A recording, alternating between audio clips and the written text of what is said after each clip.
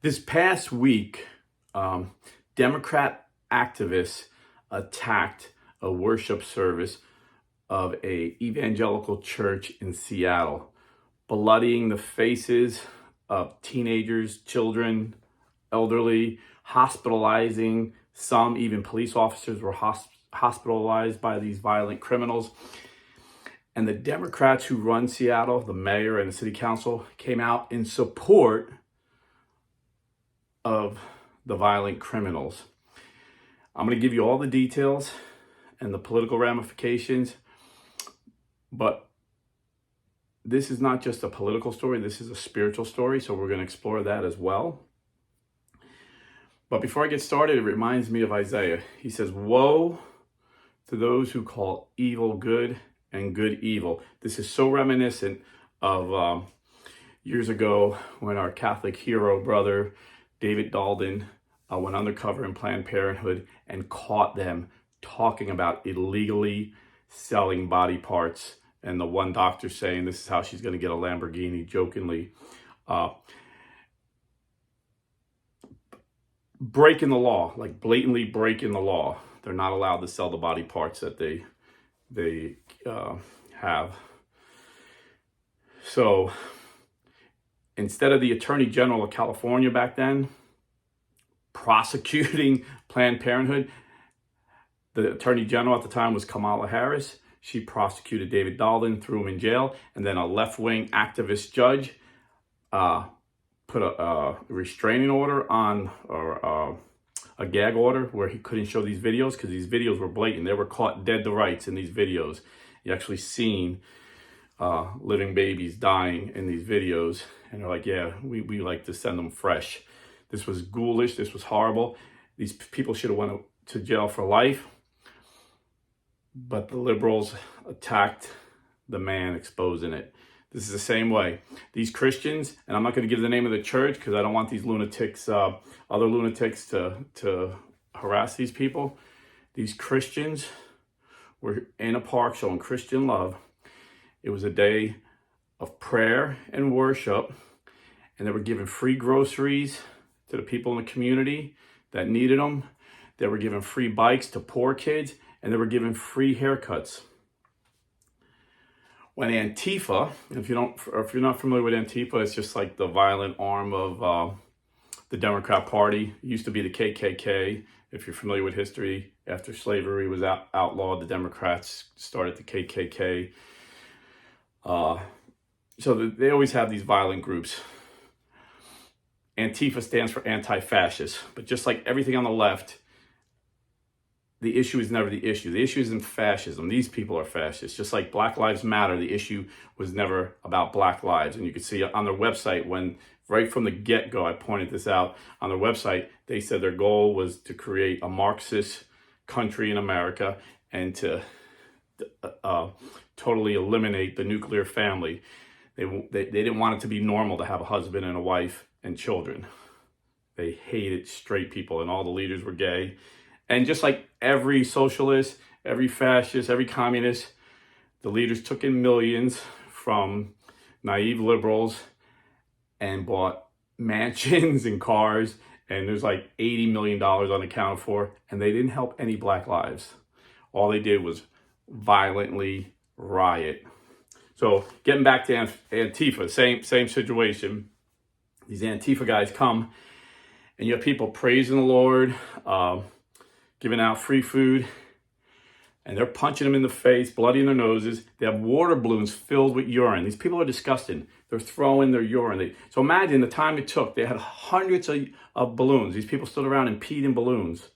This is how sick these people are. Throwing urine at them, punching. The cops came. They're so violent, hospitalizing cops. And then the mayor's response was this. The Democrat mayor: "Seattle is proud of our reputation as a welcoming, inclusive city for LGBTQ plus communities, and we stand with our trans neighbors when they face bigotry and injustice. Today's far-right rally."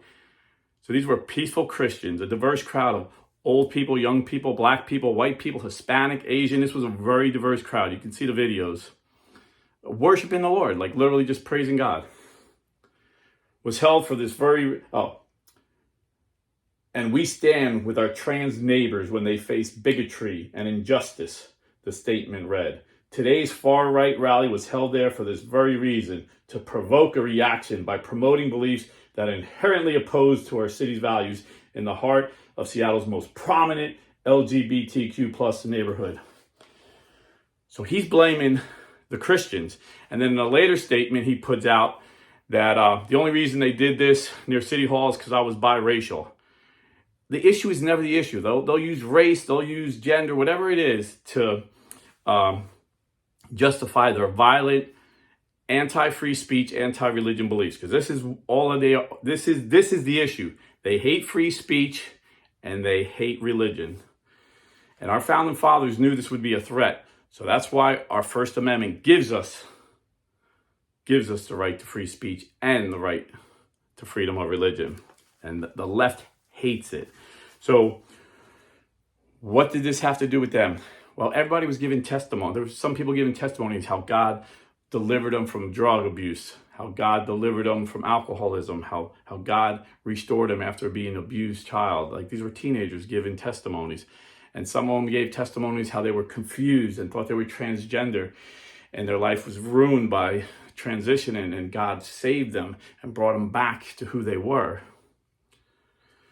You know, I'm going to get to the spiritual aspect of that in a second, but I just want to say, people always say, oh, religion and politics don't mix. No, they mix. They have to mix. You know, for evil to succeed, good men have to do nothing, and it will succeed. So under Joe Biden, this kind of stuff happened. We had record numbers of churches being attacked, Catholic churches being attacked, Protestant churches, pro-life things, and they did nothing about it, nothing. In fact, again, the opposite. 23 pro-lifers were jailed for years. Like, these are older people with no criminal records, jailed because Biden sent his Justice Department on these people for peacefully praying, like literally peacefully praying. They got roughed up and thrown into jail for years for this. One woman was 89 years old, a Nazi concentration camp survivor, a devout Catholic woman, was facing 20 years in jail. This is what the Biden administration was doing to Christians. There was the one man, I'm sure you've seen this, was big news. This was made the regular news. Had like 6 kids. A couple years before Biden was even president, he got arrested for praying in front of a local abortion mill. And, usually it's just kept at the local level. So he got, a warning, sent home. That was that. 2 years later, the Justice Department, weaponized by the Biden administration, went after him under some federal law, the FACE Act, that the Democrats had passed. And they sent FBI agents to this guy's house, 6 kids, banging on the door, guns pointed at his kids, a 4 a.m. raid to arrest this guy. This guy was sitting in jail. Thank God, when Donald Trump came in, he pardoned all these people. And he said, Congress, this is a weaponization of the Justice Department, and this is an attack on freedom of religion and freedom of speech. Congress, you need to repeal this law. I'm going to pardon all these people, but you need to repeal this law so it never happens again. And I always get people telling me, oh, well, Trump's not a Christian. He's not a good Christian. Trump may not be a good Christian, but he's the best protector of Christians as president than any president in my lifetime. And that's one of the reasons we elected him overwhelmingly. Christians overwhelmingly voted for this man. So thank God we have a leader that protects Christians. But he ain't even letting the Seattle thing rest. He told his FBI, his Justice Department, go investigate this. Because the mayor saying he's going to look at the permitting and why was this group allowed to be protest, this Christian group was allowed to have this prayer service in a public place. He's going to try and take away Christians' rights to do this. This is the same city that let Antifa and Black Lives Matter terrorize their city the summer, I think it was summer of 2020. Like 11 people were killed by these violent people. Nobody went to jail. Businesses were burnt down to the ground. They took over a whole city, like 12 blocks. They called it Chaz. They took over a police station. These are violent criminals that the left coddles. The left coddles. And these are young, spoiled brat kids. These aren't oppressed people. Every one of them are rich kids, spoiled. One of the leaders of Antifa was on Tucker Carlson a few years back. So white guy, 30 years old, long hair. And Tucker's like, you don't seem like a professor. You're really a professor? And he's like, yeah. So they researched him. He was a professor at Harvard with a $250,000 a year salary, millionaire parents, and he was an Antifa leader. And you would never know it because they always wear these scary masks to scare people. And they're cowardly. They don't want to be seen. But they had a video of this guy go up to a pro-lifer who was talking, a Christian talking about pro-life issues and traditional marriage, just punch him in the face. And Tucker said, do you think you have that right? He said, yeah, if someone is being violent, we have the right to be violent back. He goes, all that guy was talking. He goes, his speech was violent. See, this is how the left sees speech. They hate free speech. If you say something they disagree with, they think it's justified to attack you violently. And the media is all left-wingers, so they reverse it and they call the right-wingers violent. But 90% of the political violence going on in this country, the whole life of the country, 250 years, has been from the left. It always is from the left. You had Obama's friends, Bill Ayers and Bernardine Dorn in the 60s, the founders of the Weather Underground, killed I think 11 people, and they got off technicalities. These are also rich people with rich daddies, these white kids that are born with a silver spoon in their mouth, and they hate America for whatever reason. Maybe their parents didn't show them enough attention, so they take it out on the rest of us. I don't know. But this guy, Obama's friend, is a professor at Chicago University. These are the people training us. Harvard's even worse with who's training us. So politics does matter. We have to get elected officials in that know it's their job to protect the rights of all citizens, especially the right to freedom of speech and freedom of religion.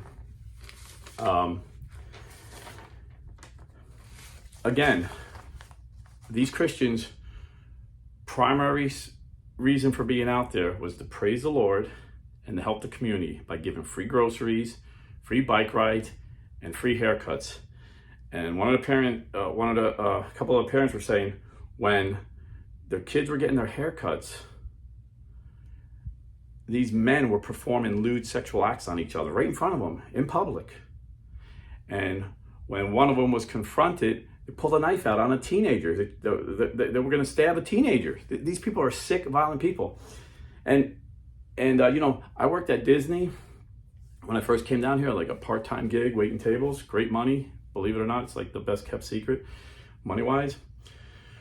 But I remember one day, like all these gay guys were coming in red shirts, and they tip good, by the way. But I asked one of the servers, like, "What's up? What's going on with all these gay guys?" And they're all wearing gay shirts. He's like, "It's gay days at Disney." And then one of the waitresses told me, she said, "Man, did they ask you? They're closing a restaurant tonight after hours, and they're having a gay party." And I heard you make out like a bandit, like $1,000 in tips for a few hours. And I said, "No, they didn't ask me, but I wouldn't, I wouldn't go anyway." But the manager knew not to ask me. I wasn't going to go there. The next day, I seen this woman who told me she was a liberal Democrat, actually had a gay daughter. She said it was so disgusting.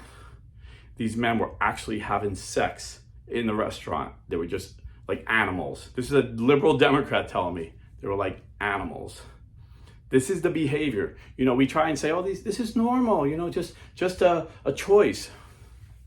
The Bible says this. Romans 1:22-32. Claiming to be wise, they became fools and exchanged the glory of the immortal God for images resembling mortal man, or birds, or animals, or reptiles. Therefore God gave them up in the lust of their hearts to impurity, to the dishonoring of their bodies among themselves, because they exchanged the truth about God for a lie, and worshipped and served the creature rather than the Creator, who is blessed forever. Amen. For this reason, God gave them up to dishonorable passions. Their women exchanged natural relations for unnatural, and the men likewise gave up natural relations with women, and were consumed with passion for one another. Men committing shameless acts with men, and receiving in their own persons the due penalty for their error. Pope Francis said transgenderism is demonic. He said this several times, and he explained what he meant. He said the devil hates us, and he hates that he can't create anything. God is the only one that can create us and give us our identity. So instead, he possesses us. He tries to, and that's why we have exorcism, because he'll try and possess you and make you who he is, something evil. But he also will attack the mind of weak people. Transgenderism is a mental illness. So he gets these people that are weak in the mind and convinces them to transition. And then they are more miserable than they were before they transition. It's a fact. The data is in. After a person transgender, the suicide rate goes high, sky high. It's the highest rate of suicide. It's higher than our military vets, who every day, dozens of them are taking their lives, unfortunately.